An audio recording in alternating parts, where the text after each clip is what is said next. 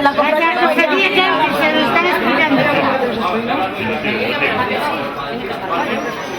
Estoy súper ambientada de las cartas con el escudo, la gente.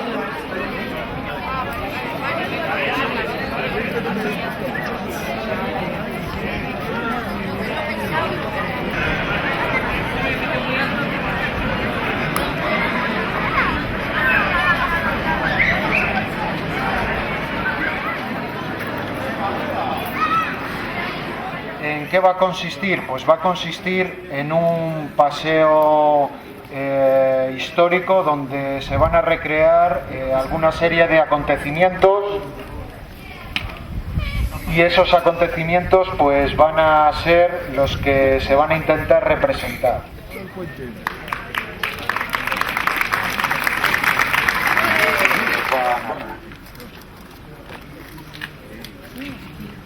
Bueno, bienvenidos todos a la muy noble villa de Dueñas. Soy Juan Núñez de Lara, perteneciente a una de las familias más importantes de Castilla y que fueron señores de Dueñas, y que por tanto os voy a guiar hoy en esta visita guiada.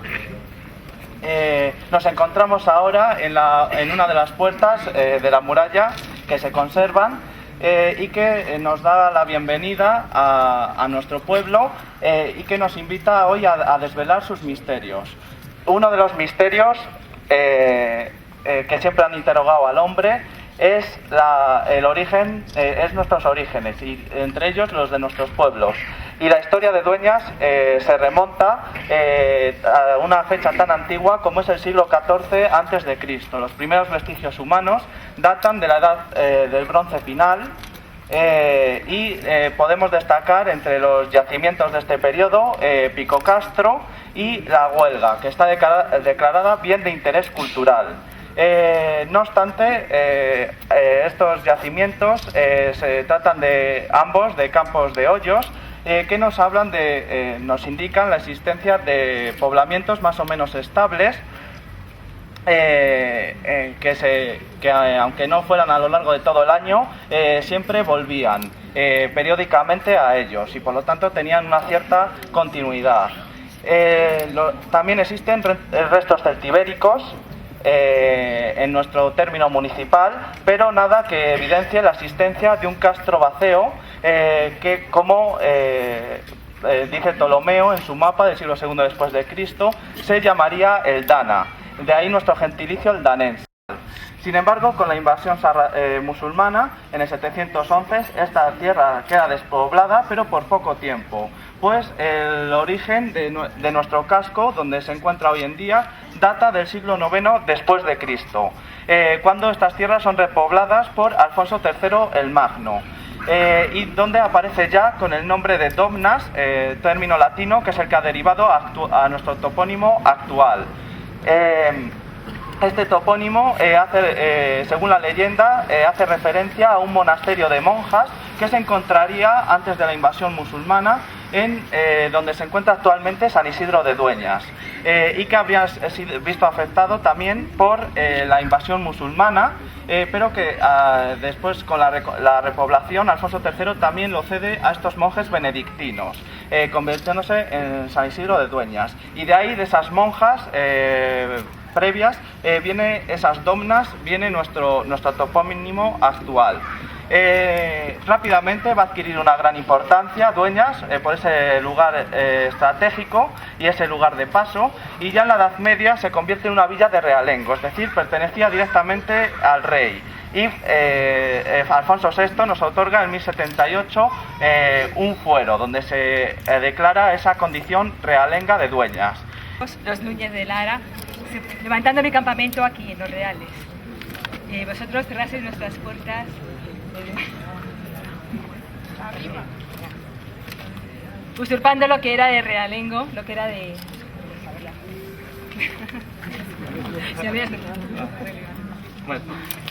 Berenguela me estaba echando en cara que la quitamos el señorío, los Lara, porque la cerramos la puerta y no la dejamos entrar con su hijo Fernando III cuando fue nombrada reina, rey su hijo.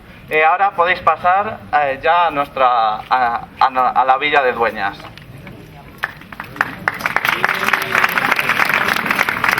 Los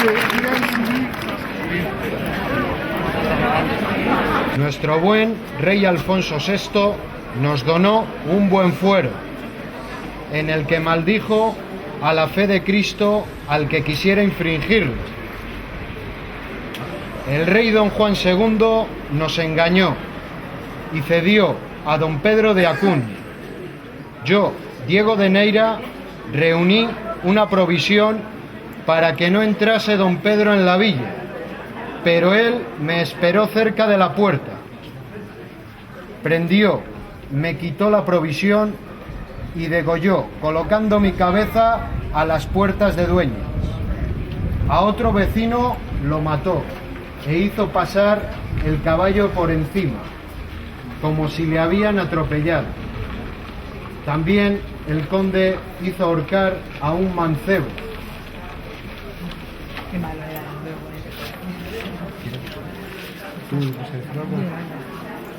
Subimos por un lado, por un lado. Subimos por un lado, subimos por un lado, por un lado, por un lado subimos.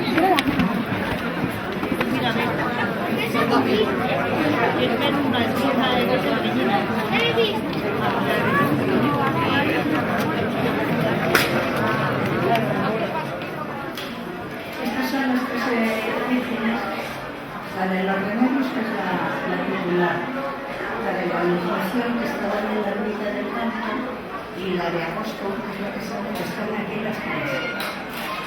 Y la cofradía es de los remedios y de Lucha.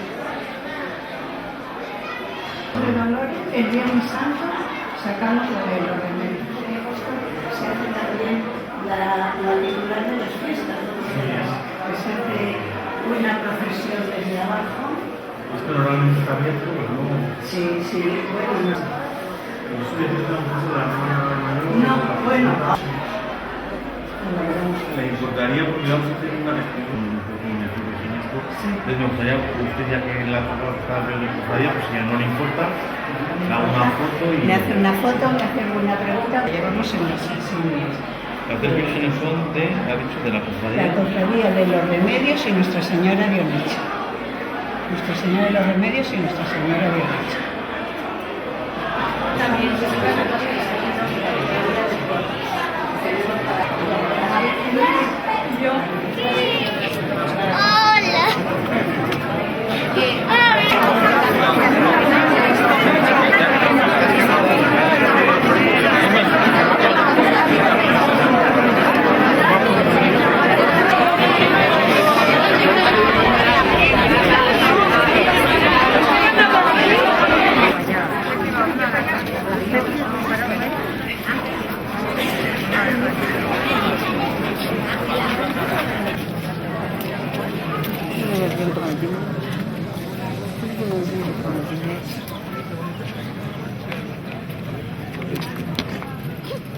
Bueno, ahora habéis tenido el privilegio de acceder a la única puerta de la muralla medieval que se conserva, de las 4 con las que contaba la villa. A la que habéis podido acceder es la Puerta de los Remedios, más conocida popularmente como el Ojo de la Virgen, por encontrarse en su interior una ermita dedicada a esta Virgen. Sede de la cofradía del mismo nombre, la Cofradía de los Remedios, a la que agradecemos que nos haya posibilitado acceder a ella. No obstante, si habéis subido, habéis podido ver que aparte de la Virgen de los Remedios en el centro, en el retablo central, existen dos vírgenes más a sus lados que se encontraban en la ermita de Onecha, a la que ya he aludido, y cuyo término, Onecha, nos indica que esta zona fue repoblada con pobladores procedentes de las provincias vascas y cántabros. Son dos vírgenes a las que se hacían dos romerías: el 25 de marzo, la Virgen de la Encarnación, y la más conocida, que es la Virgen de Onecha, a la que se hacía otra romería el 15 de agosto. Que ahora, desde 1968, son las fiestas patronales de la localidad en agosto. El resto de puertas era la puerta de la villa, que se encontraba al otro lado de la Barbacana y que era la principal, daba a Valladolid. Era la puerta del Fielato, pues era donde se pagaba este impuesto, ya que las murallas no solo tenían una función defensiva, sino también de control fiscal, es donde se pagaban los impuestos. Una tercera puerta, la de San Juan, se encontraba al final de la calle San Juan y daba al monte, y la puerta de San Martín, que se encontraba en el Mirador. Y de hecho esta es una también importante, una puerta importante, pues daba al norte, a Palencia y a Burgos, y además recibía el nombre también de Puerta de las Nieves, pues se encontraba bajo ella la ermita de este nombre, y se encontraba el Puente de las Nieves fortificado, un puente fortificado por el que se pasaba el Pisuerga, que pasaba justo en esa época por debajo del pueblo. Donde nos encontramos ahora, en esta segunda parada, es la plaza de Isabel la Católica, una reina muy vinculada a nuestra localidad, como veremos, pero que históricamente se ha denominado Plaza de las Tercias, ya que el edificio que vemos a nuestra derecha es un pósito donde se almacenaba el producto de este impuesto, que se cobraba en especie, en grano. La renta era un tercio del diezmo que cobraba la iglesia, pero este tercio pasaba directamente a la corona, aunque muchas veces le vendía a nobles, como es el caso.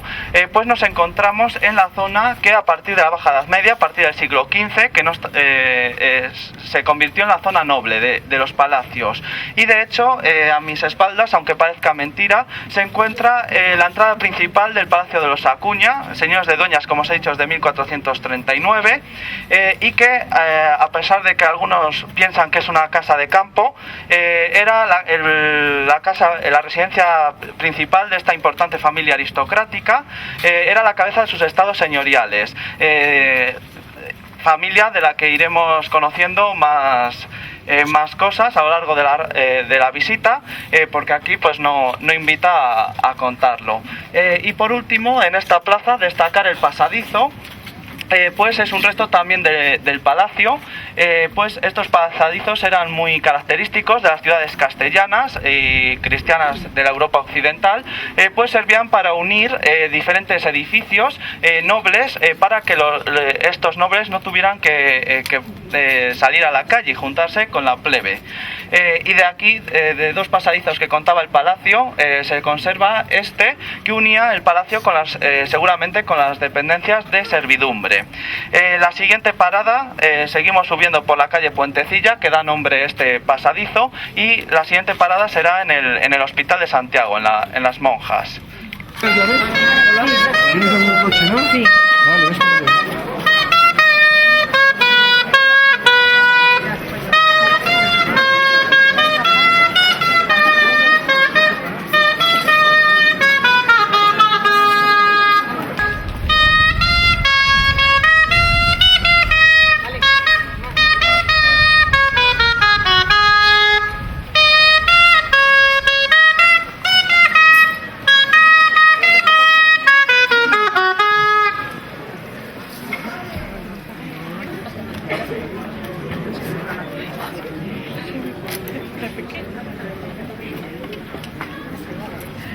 Así un poquito más, por favor.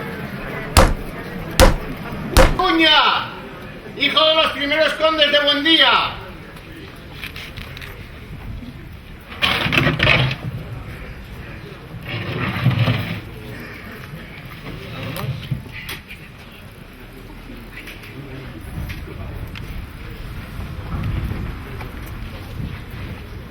Hijo de los primeros condes de Buendía.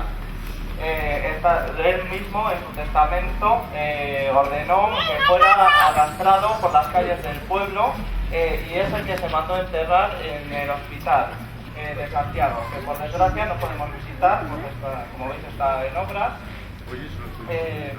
Sitio donde nos encontramos ahora mismo es la plaza de Santa Teresa, durante mucho tiempo, durante 100 años, el edificio que está a mis espaldas ha sido un colegio de educación primaria de monjas teresianas, que ahora, comprado por el ayuntamiento, se va a convertir en residencia de tercera edad.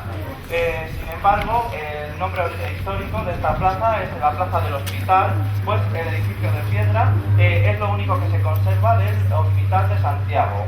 De los 4 con los que llegó a tener la villa en la Edad Media, en la Edad Moderna del siglo XVI solo sobrevivía cayó bajo el patronato de los Acuña, cuyo escudo podemos ver sobre su puerta. Por el interior, la capilla, eso se conserva la capilla del hospital, es muy interesante artísticamente y conserva obras de gran interés, entre ellos el retablo de la Anunciación o el propio sepulcro de Luis de Acuña, cuyo ataúd tenemos ahí.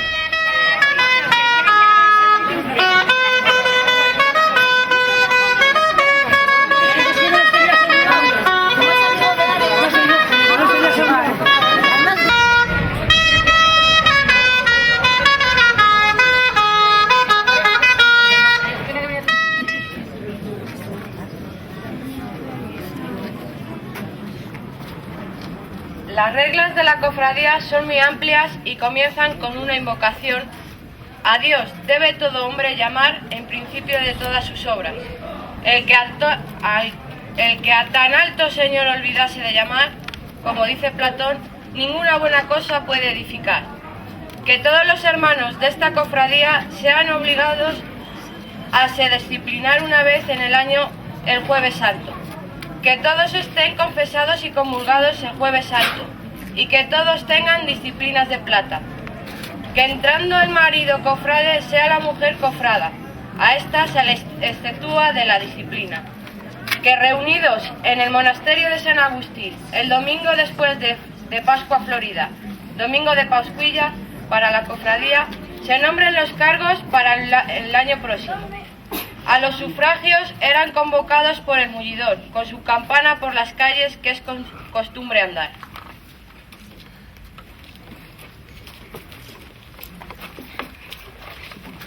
Lo que nos acaba de leer ahora mismo es la fundación de la cofradía de la Veracruz, a la que representa a Ana. Nos encontramos en la Ermita del Cristo, sede de esta cofradía, pero que anteriormente, posiblemente, o más bien seguramente, fuera la antigua sinagoga, pues nos encontramos en lo que era el barrio o aljama de los judíos. Pues la comunidad judía de Dueñas fue una de las más importantes de la provincia, dependían de las huelgas de Burgos, y además fue uno de los que más contribuyeron en la conquista de Granada en 1492, aunque pocos meses después fueron expulsados. Tras su expulsión, muchos de sus sinagogas, sus templos, fueron reconvertidos en templos cristianos, en ermitas, y que normalmente reciben el nombre de Ermita del Cristo o de la Veracruz o de la Cruz, como tiene el nombre esta plaza. Se encuentran representándonos las diferentes cofradías que siguen existiendo en Dueñas. Tienen sus orígenes en las agrupaciones gremiales de la Edad Media, pero su número era tan elevado e incluso algunas no tenían la aprobación, por lo que en 1545 el obispo de Palencia decidió hacer una reorganización y, por ejemplo, hemos estado ya en la sede de la cofradía de los Remedios, en la izquierda. Han venido darle las gracias, que han venido, aunque les hemos avisado a última hora. Nos encontramos ahora en la sede de la Veracruz, que vamos a poder, gracias a ellos, visitar la ermita, normalmente cerrada. Y por último también están representando 4 cofrades al Santo Sepulcro, que aunque de reciente creación, reciente, es ya de los años 80, tienen una gran colaboración y contribución, como todas ellas, en la Semana Santa, en las procesiones que tienen pasos de gran valor, como el Cristo Yacente que veremos en la iglesia, o el Ceomo que también veremos en el museo parroquial. Después de esta visita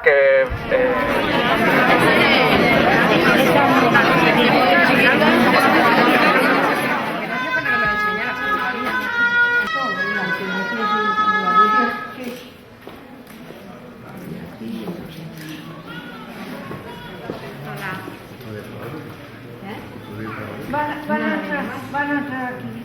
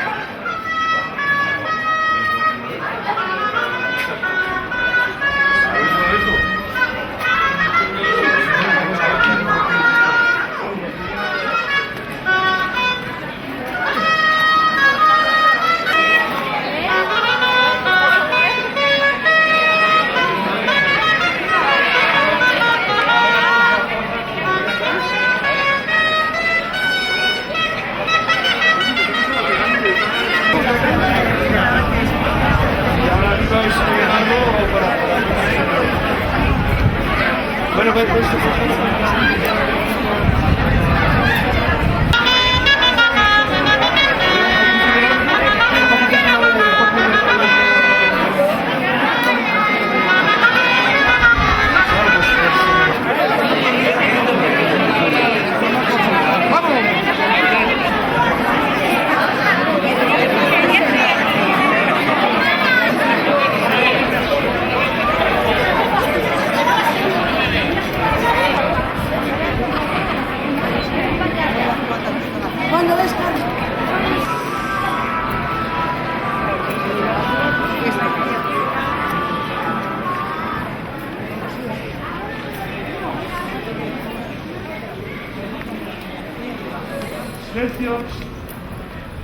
Me llamo Juana de Cádiz. Fui esposa por un día y reina de Castilla hasta mi muerte. El rey Pedro I el Cruel se antojó de mí y me casé con él tras anular su boda con doña Blanca de Borbón. Pero al día siguiente de nuestra boda, el rey volvió junto a su amante, María de Padilla, debido al hechizo que ejerció sobre don Pedro. El rey no se ocupó de mis necesidades, aunque no me mantuvo prisionera como había hecho con doña Blanca. Tomé posesión del castillo de Dueñas, donde residí hasta que viajé a Galicia, donde fallecí un 21 de agosto de 1374. Tuve un hijo, don Juan de Castilla, hijo del rey, encarcelado por su tío Enrique de Trastámara, para evitar que pudiera hacerse con el poder. Aquí viví, aquí morí.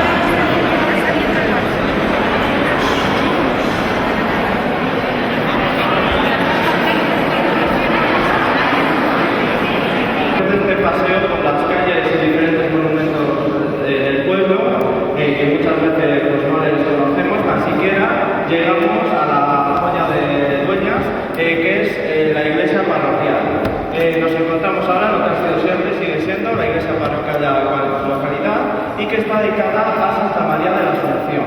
Se empieza a construir a finales del siglo XII sobre otra iglesia anterior románica y es de estilo protogótico, transición románico-gótico. De ahí que se conserven influencias románicas en la parte de la cabecera, pues estos edificios se empezaron a construir de la cabeza a los pies, y sobre todo la parte más antigua de la iglesia es la capillita absidial, que es lo que se conserva románico. Además, en esta capilla se conserva la obra más antigua, la única que se conserva del momento de construcción de la misma, que es el Cristo crucificado del siglo XIII, que al igual que la iglesia es transición románico-gótico. Y su valor viene de esa antigüedad. No obstante, mientras van avanzando las obras de construcción a lo largo de todo el siglo XIII, se van a ir adoptando soluciones góticas.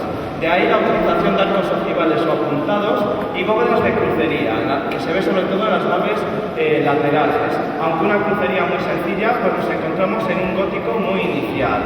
Además, en esos momentos, el gótico está penetrando en esos momentos en Castilla por el cercano Camino de Santiago, que pasa por el centro de la provincia y llega a influir en esta zona, en la tierra de Campos. No obstante, aunque la iglesia presenta una gran uniformidad en su interior, no da esa sensación al exterior, pues todos los edificios de este tipo sufren modificaciones y añadidos con el paso del tiempo, y de ahí que el coro y la portada sean de finales del siglo XVI. La portada de entrada es muy sencilla, con un simple arco conopial y una anunciación con decoración geométrica y vegetal, por lo que lo más destacado sin duda alguna del exterior es la torre, por sus más de 45 metros de altura y que se encuentra en un sitio elevado, ha hecho que se convierta en el símbolo de la localidad. Es además uno de los primeros ejemplos del estilo herreriano en la meseta norte, pues las trazas fueron dadas en 1585 por Alonso de Tolosa, que fue discípulo directo de Juan de Herrera en el Escorial y que luego se trasladó aquí a Valladolid, donde trabajó.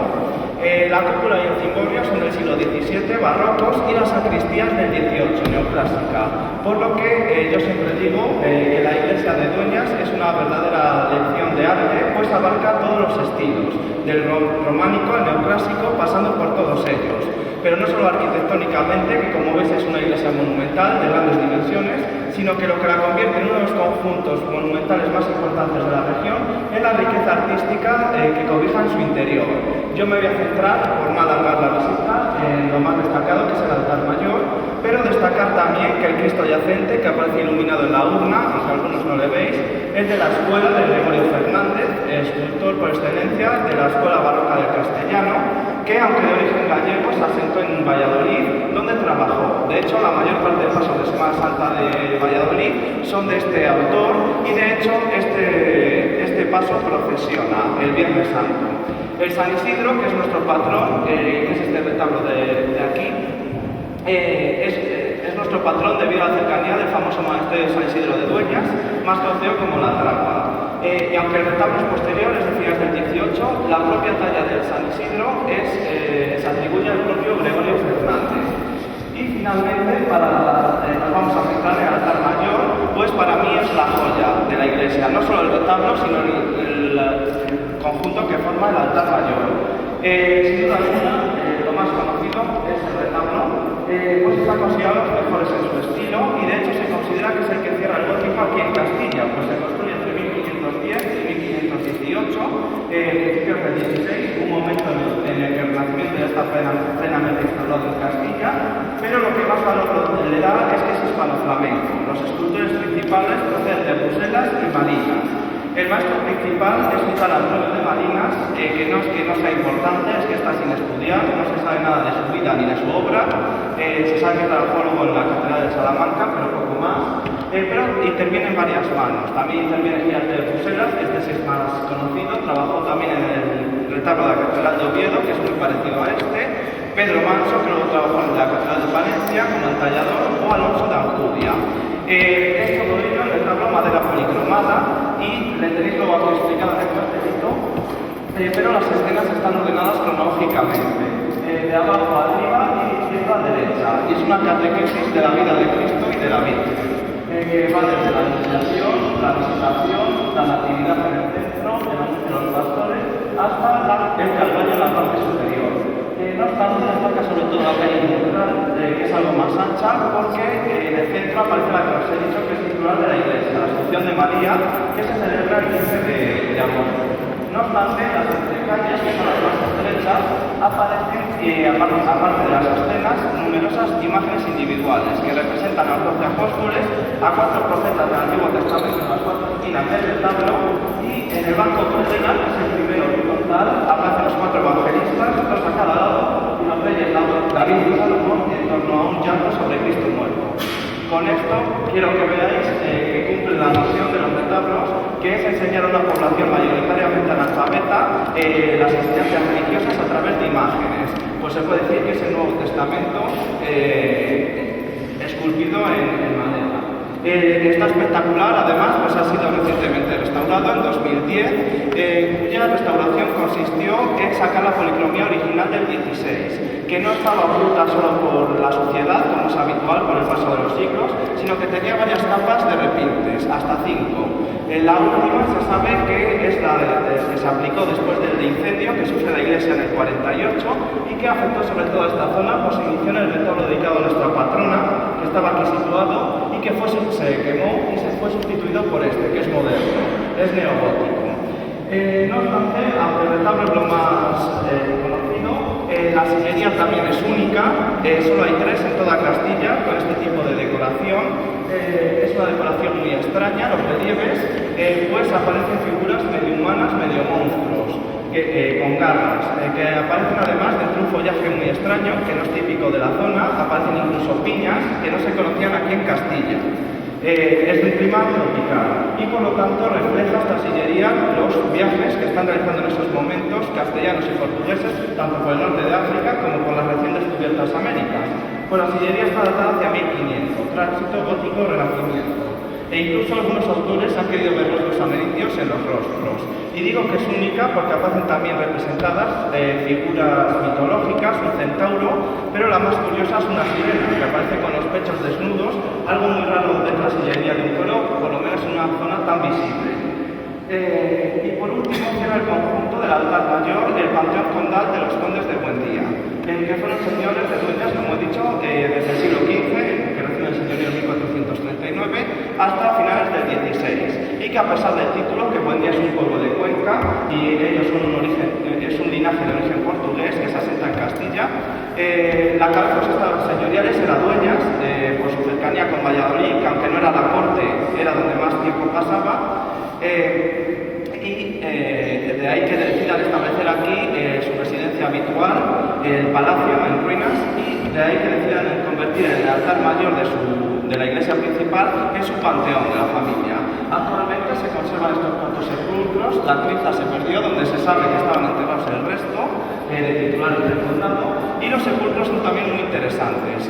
Son de finales del siglo XV, góticos, a excepción de este, que cierra el conjunto y que es de mediados del XVI, renacentista. El más interesante es el primero cronológicamente, que está enterrado el primer conde de Buendía, que es del siglo XV, de los años 80, y es muy interesante porque aparece representado el difunto en una actitud activa ante la muerte. Aparece orando, con el libro de los abiertos, pero aparece completamente armado con su armadura y con 2 pajes que le sostienen sus armas. Esto es reflejo de la nueva mentalidad renacentista que está penetrando en esos momentos en Castilla y que se puede ver en las coplas de Jorge Manrique, del poeta también palentino, paredeño, Jorge Manrique, con el que el conde tenía relación, pues una de sus hijas estaba casada con el segundo conde de Paredes de Grado. Los siguientes cronológicamente son los del otro lado, que aunque se llevan muy poco tiempo, y son también de finales del 15, son completamente distintos estilísticamente, pues nos encontramos ante un gótico mudéjar, y de ahí la riqueza en la decoración geométrica y vegetal, alegría de personajes que suenan menos, pero que fueron importantes, pero sin duda alguna lo más conocido es la relación de los reyes católicos con dueñas, pero muy pocos saben por qué. Y es que la que está enterrada aquí, son marido y mujer, era tía de Fernando el Católico. Se puede decir que quedaba Inés Enríquez, se puede decir que quedaba en familia. Pero además, este linaje, los Acuña, son los que alzan al trono literalmente a Isabel. No sé si habéis visto la serie de Isabel o no, os sabéis bien de esa historia, pero el famoso arzobispo Carrillo, que sale en la serie, era hermano del primer conde de Buendía, y a través de él consiguen el título condal. De ahí esa relación con los reyes católicos se debe a que Fernando, cuando viene de Aragón para conocer a Isabel, que le espera en Valladolid, termina su viaje aquí en Dueñas. Es recibido como rey de Sicilia y príncipe de Aragón y se hospeda unos días en el Palacio de los Condes de Buendía. No obstante, aunque la leyenda cuenta que, y muchos siguen creyendo, que los reyes católicos se conocieron y casaron aquí, no es así. Él llega aquí, pero para conocer a Isabel se va a Valladolid, donde la conoce y se casa con ella en el Palacio de los Viveros, que aún así pertenecía en esos momentos a la familia Acuña, una de las hijas del primer conde de Buendía, hijo de Madrid, de la boda. Pero por mayor seguridad se retiran aquí más o menos un año y de ahí que nazca aquí su primera hija, Isabel, que se llamaba igual que la madre y que la abuela, y que sea bautizada aquí. No obstante, a lo largo del reinado también van a estar muy vinculados y, por ejemplo, aquí se crea la Santa Hermandad en 1476, las ordenanzas están publicadas en Dueñas, las reuniones tienen lugar aquí en la iglesia. En 1474 se recibe una embajada de Borgoña que tiene como misión entregar el toisón de oro a Fernando, que era una insignia muy importante a nivel europeo de una orden de caballería y cuya ceremonia tiene lugar aquí donde nos encontramos, en el altar mayor. Y finalmente, tras la muerte de Isabel, Fernando viene aquí, ahora sí, para casarse con Germana de Foix en 1506, no aquí en la iglesia, sino en la capilla que tenía el palacio, pues era una boda no querida por la nobleza y sociedad castellana. No obstante, como hemos ido viendo a lo largo de la ruta, es un lugar de paso de reyes a lo largo de la Edad Media. Los reyes católicos están muy vinculados, incluso por lazos sanguíneos. Carlos I estuvo en varias ocasiones y Felipe II llegó a estar 3 días con sus hijas las infantas. Con toda esta ruta queríamos mostraros toda esta historia y cómo se ha plasmado en la riqueza monumental o lo que queda y que se está perdiendo. No a través de una visita por todos los monumentos y ahora vamos a acabar ya en la plaza de San Agustín. Que le voy a preguntar a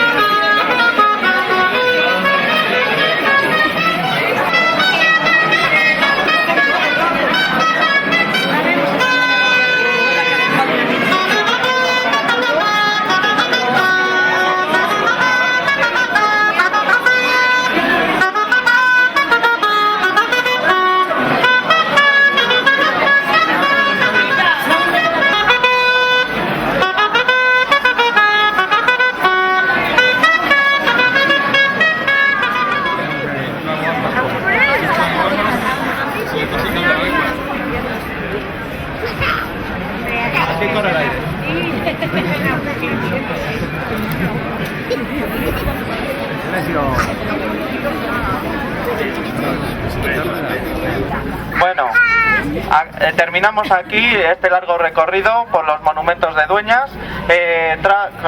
Tengo detrás mío la imponente fachada de la iglesia de San Agustín. Esta orden religiosa llegó a Dueñas en el siglo XIII, pero se asentó a las afueras, en el término conocido como el cercado, pero a principios del siglo XV se trasladan ya al interior, en una zona donde María de Aragón les donó parte de sus palacios. La iglesia forma parte de un convento, es todo edificio de piedra que baja, y las dependencias conventuales se han reaprovechado, mientras que la iglesia está abandonada. La iglesia original, gótica, sufrió reformas y el resultado actual es a lo largo del siglo XVI y principios del XVII y responde al estilo herreriano. Por no alargar más la visita, simplemente daros las gracias y bueno, se han superado todas las expectativas.